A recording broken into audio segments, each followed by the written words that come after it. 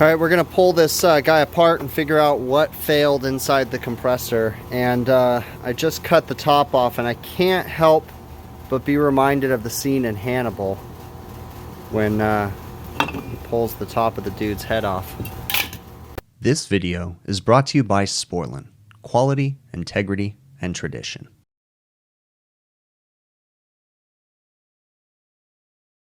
We are working on a heat pump. It's a 15-ton system. This second stage is flat on gas. The second stage has a cracked reversing valve right here. But I never verified that there wasn't potential compressor damage for the reversing valve. So I should have done that, but I didn't. I came back out today, and before I brought all my stuff, we were going to change the reversing valve, but before I brought all my stuff on the roof, I just wanted to bump this compressor just to see how it sounds. That compressor's bad. There's a vibration in that, and that's what cracked the reversing valve. Dang it, man. First time I came out, I should have just pushed in that contactor. I just didn't want to for some reason, but yeah. And it almost sounds like it's dry on oil too, which is a concern because this line set, no joke, goes down like 5 stories, which would make me think that we might have an oil logged evaporator, which would suck. It's just a whole disaster of a issue here.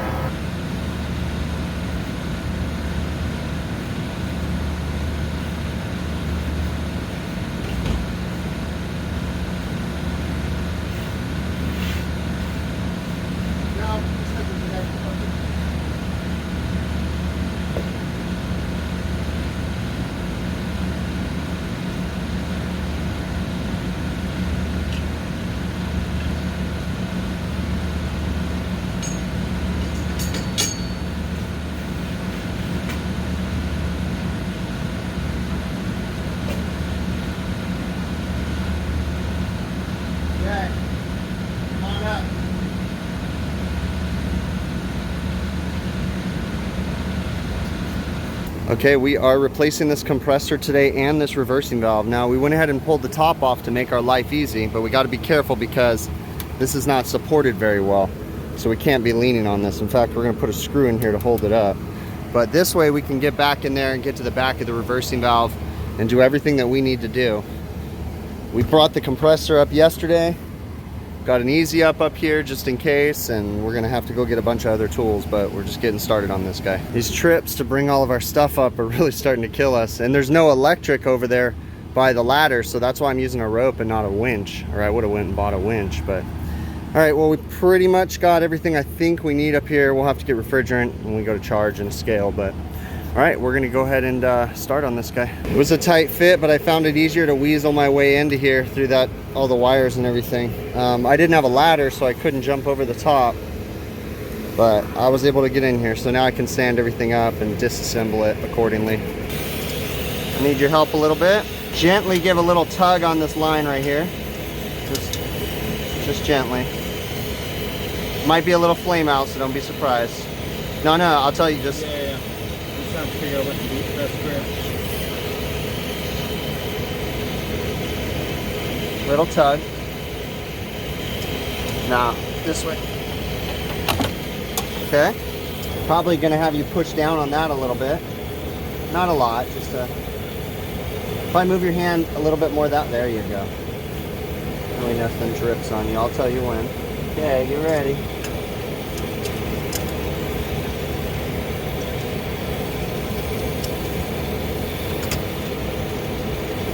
Okay, keep it down. Okay, we're gonna do the next one, which is this one. Okay, just light pressure, not yet. Okay, we're getting there. Okay, keep it down. Hold it for a sec. Okay, let's go ahead and unbrake this one. You should probably be able to let it go. Is it tacky? Let it touch. Now try. Okay, cool. So let's do the other one real quick.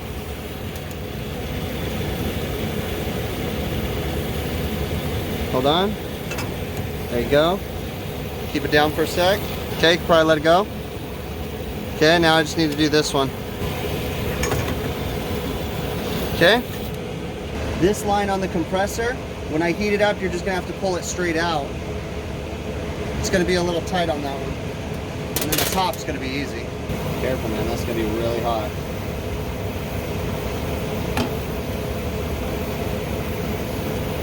Try not to let that touch. Here.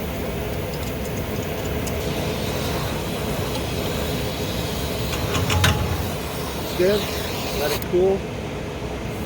I don't know if you guys can see it, but right here is where it cracked. Right there's a big old crack. All right, it's all unsweat. We're gonna start disassembling the compressor.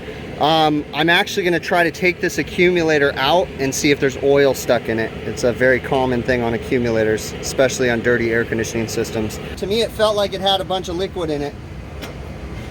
So let's test and see.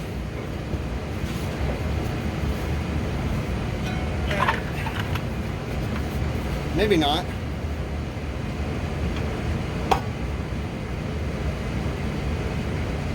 No? Oh, a little bit. But not bad.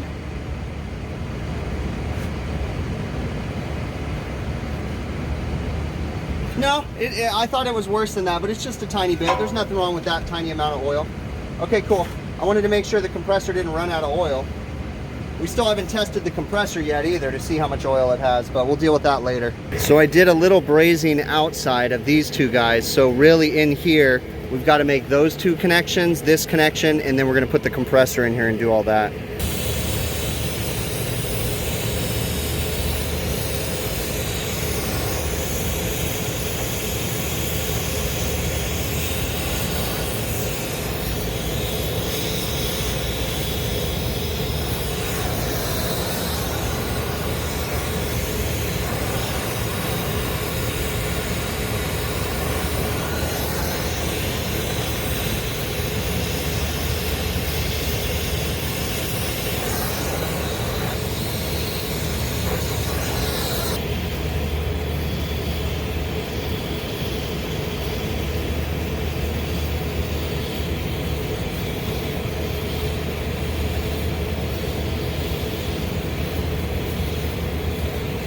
Okay, I can't see the bottom. So what we're gonna do, I need you to look and tell me if it's flowing.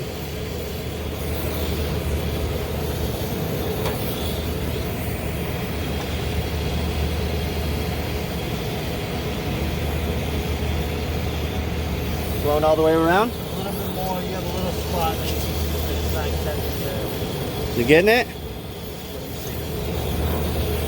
Careful.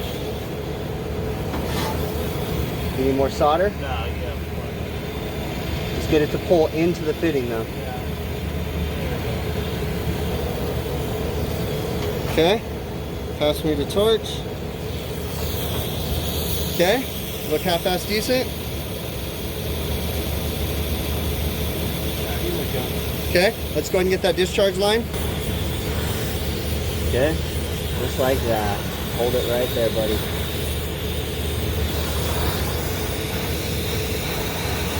Don't move. Hold on. Good enough. Get it to suck in.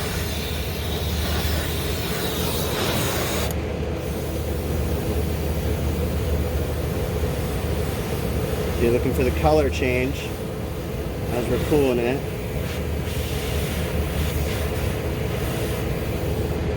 Okay, you should be able to let it go. All right, everything's brazed in. I'm just kind of cleaning everything off, but you can see how that the wet rag putty really protects the valve because you can see where the heat stopped, you know? Super cool.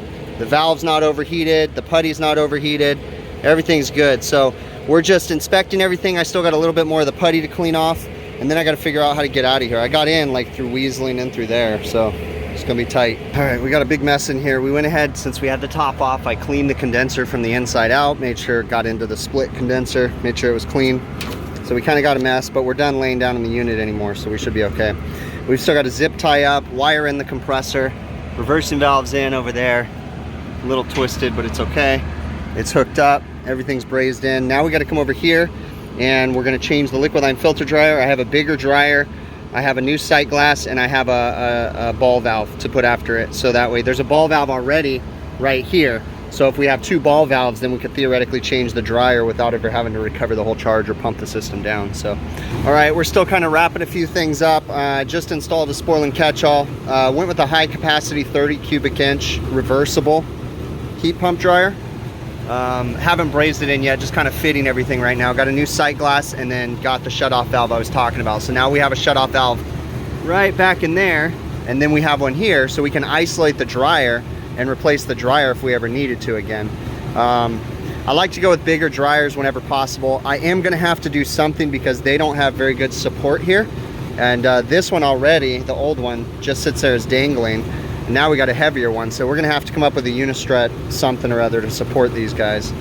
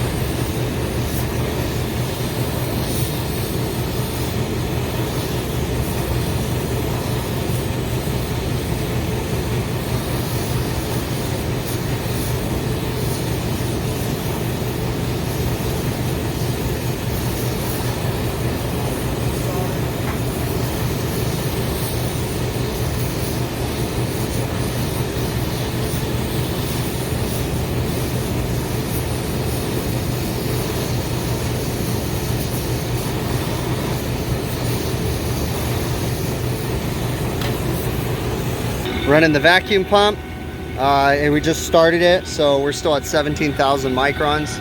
It's gonna take a little while. I still have the gas ballast open, so. But yeah, we're just starting the cleanup mode. Everything's installed over here. We're just down to doing cleanup. Dryer's all installed, and you know, it's interesting like how well that wet rag protects the dryers. Like, it did a great job.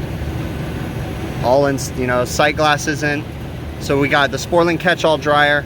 Again, this is a 30 cubic inch. We got the Sporlan see-all sight glass, and then we got a ball valve. So we got a ball valve here, like I said earlier, ball valve there. So now we can replace it. I still got to come up with a way to support this stuff because I don't like the wobble. I'll have to come up with, I'll have to get another piece of unistrut and run it from that side to this side, and then have a bracket that steps it up or something. But I'll figure that out after the fact. We're still waiting for the vacuum to pull down. It's doing good so far, so.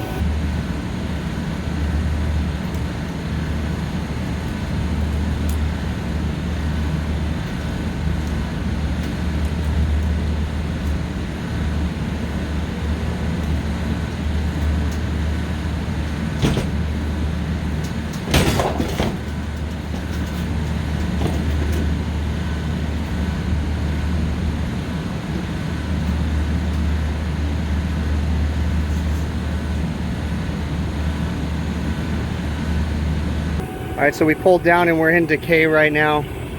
It's slowly rising. I think it's like 800 microns right now, so just ever so slightly rising, but I think we're gonna be okay. So what I'm doing is I went ahead and removed the vacuum hoses. I have high flow Schrader core depressors here. So I opened them up, hooked up my gauges, and I'm pulling evacuation on my gauges. So that way when I depress the Schrader, there's no air in the system basically.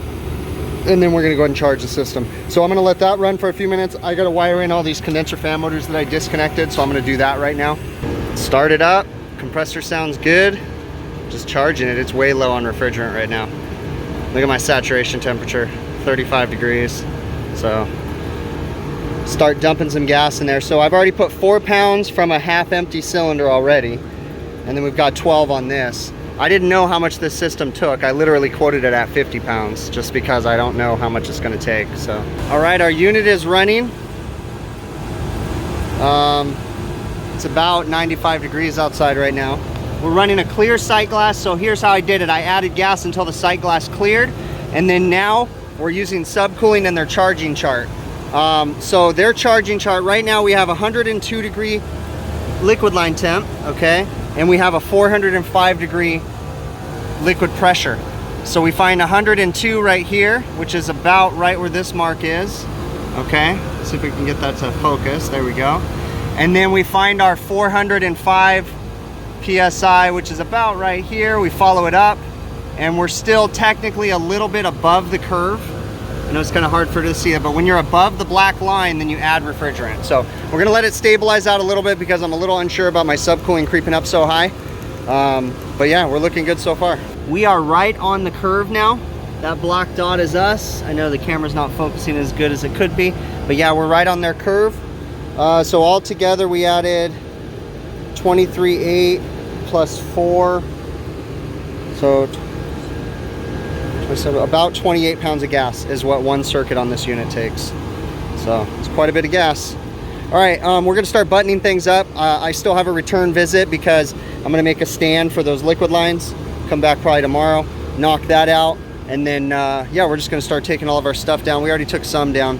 All right, we returned this morning. I did a little more labeling. I wrote it in a paint marker. 28 pounds, 6 ounces, 410A is the total refrigerant charge. I also came back with some post bases and unistrut, and we secured the liquid lines. And you can see the way that I piped in the dryer so you could be sitting on this beam and see the sight glass right there, okay? But yeah, this guy's nice and secured.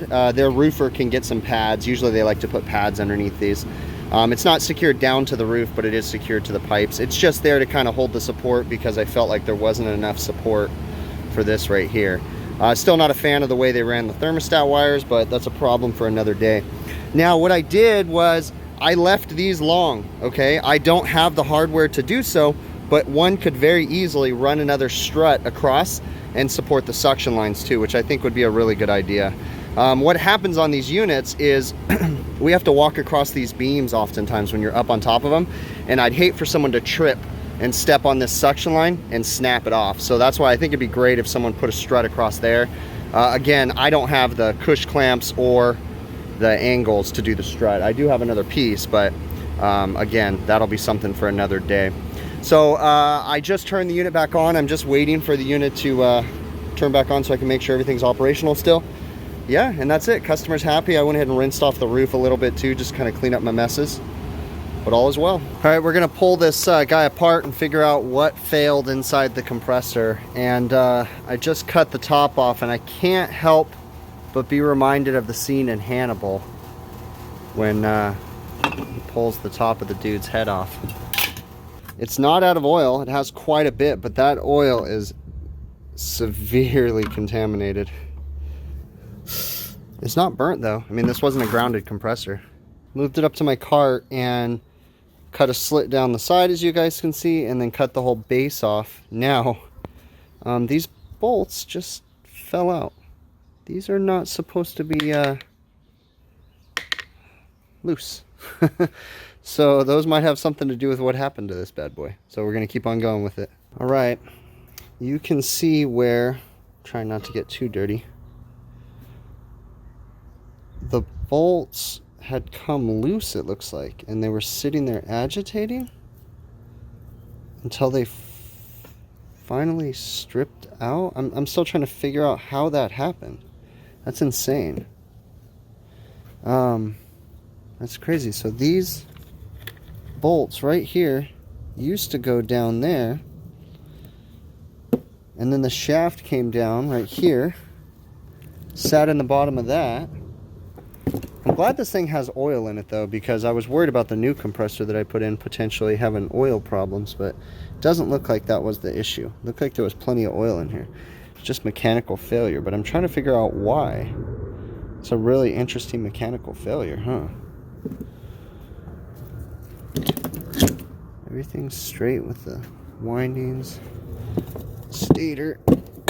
Alright, interesting. Okay, I'm still trying to figure out what happened here, but obviously the lower bearing, the bolts came out. Why, I don't know. So this lower bearing is severely damaged too, because you can see how the screw holes are completely oblonged.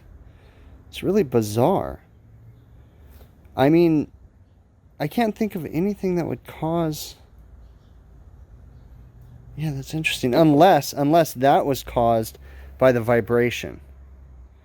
Maybe let's pull apart this scroll assembly and see if there's damage in here. Maybe this started vibrating and then the whole compressor took itself apart and loosened those bolts and then broke the reversing valve. So we're going to open up the scroll assembly. Well, I pulled the scroll assembly apart. There's absolutely no damage, nothing wrong. There's hardly, I don't even think I see any copper plating in this thing. That's a first. Yeah, everything is straight, no damage at all. The only issue is down here.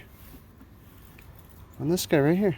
This is the only issue. The other thing too is right on the top. I can't remember if this is supposed to be oblonged.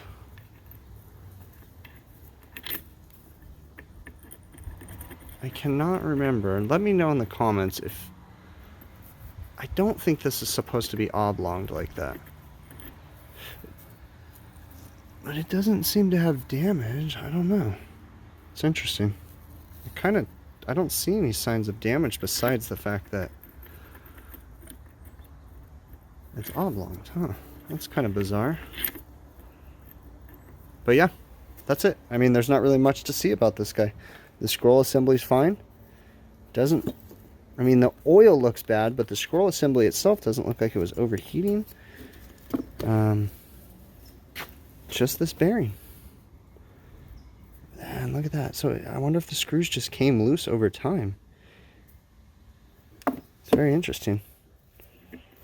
And the thing just started vibrating like crazy because this was not bolted down. So, you know, just shaking. All right. Well, this one's solved. I'm just going to call this a random mechanical failure. Unless someone says something in the comments, but I don't see signs of flood back. It's full of oil. Everything looks good. Just looks like a plain old mechanical failure. This compressor was a 2014. Okay, we're going to call this one done. There were quite a few mistakes that I made in this, but it's okay. Everybody makes mistakes. It's normal, okay? I certainly could have braced the bottom of that gantry that I created with the Unistrut, okay, the first time. As I got the compressor to the top, actually even before it, the gantry started to flex on the bottom T where it went to the support brackets, you know, that kept it standing up tall, basically. And if you notice, I went ahead and dealt with it because I didn't feel that anything was unsafe. It wasn't coming apart. You can definitely see the flex when I got the compressor to the top and I slid it over on the trolley and then laid it down. You could see like how the whole unit flexed. But it's okay, all right? I was as safe as possible. You know, I'm sure that someone will scream at me for something that I did, all right? But I realized, and then the next day, okay, so that gantry lift happened the day before we actually did the compressor replacement. We put all that stuff up there, left the gantry up there, came back the next day, changed the compressor. And then as we were finished up and we were lowering stuff down, if you look, I had support braces running across at an angle, which solved all the problems in the world, okay? I made that gantry out of Unistrut. You guys, I'm certainly can do that yourselves, but there's some things that I learned along the way and some research that I was doing before I did it that you have to be very careful about the load limits of what you're putting on there. Now that compressor weighed just under 75 pounds. So it might have been like 78, but it was right around 75 pounds. So I didn't overload anything on that. The carabiners that I was using were actually rock climbing carabiners, so they were legit. I didn't go cheap on that stuff. The trolley that I was using was a legit Unistrut branded trolley. It was not the stainless steel; it was just the steel one. So really my understanding and my research told me that my load, my weakest component in that system was actually the trolley, and I believe, if I remember right, it could hold 450 pounds, I think, of weight on it. So we were good on that. Yeah, but just be very careful, okay? I'm not going to give a breakdown as to the parts that I used or where I got everything because that's just too much of a liability, but you guys can do the research. Just look up Unistrut. Go to Unistrut's actual website. They have all kinds of information on there. I got a pulley system off of Amazon. It held up nice and good. It basically had 4 pulleys on it, or it was I think it was a 4-to-1, I think is what it was, but it really reduced the load. If I had to guess, there was probably 15 pounds of force I had to put pulling to get that 70-pound compressor up. So it was doing a really good job. You know, this one, I was a little concerned. In the past, I probably would have roped that by hand. But I don't know, I'm sick of my back hurting for weeks after I get done doing stuff like this. And I can remember some horrible jobs that I did where at the end of the job, you know, my arms are shaking because I shouldn't have lifted something or something like that, you know. I'm over that. Okay, as I get older, I'm 37 now. As I get older, I don't want to be broken for the rest of my life. And there's already some things that I regret. My hearing is already starting to go in. It's questionable whether or not it's from work or not, but my hearing is getting worse. I've gotten more things that I can count in my eyes. I've talked about this before, but I just try to be as safe as possible. Okay, and again, I know there's room for improvement on everything that I do. Okay. So as we went further with the job, I had another person there with me. I was trying to think smart. So as I was in the unit, you know, unsweating everything, I tried to have everything in there. As I was getting out after we put the new compressor in, I went ahead and cleaned the condenser because I didn't want to have to get back in there. You know, just trying to be as productive as possible. Every time we went downstairs, we had to go up 4 flights of stairs and that 37 foot ladder climb, whatever it was right in there. You know, it was a chore getting everything onto the roof. So we were trying to be as efficient as possible. But you know, just trying to be careful and be safe, putting everything together and just be as productive as possible. Coming back in the end and putting that piece of Unistrut to support the dryers was really important because that prevents a problem from happening in the future where a dryer snaps off or something, okay? As far as the ball valves, there was already an existing ball valve like I showed you guys in the video, so I just put another one so now we can turn off the condensing unit, shut the ball valves, recover that tiny bit of charge that's in the dryer, replace the dryer and put it back. Now, why didn't I use a flare dryer, okay? Normally, I'm a big fan of flares, but in this situation, I worry a little bit more. I don't deal with a lot of residential installations. Actually, I don't deal with any, okay?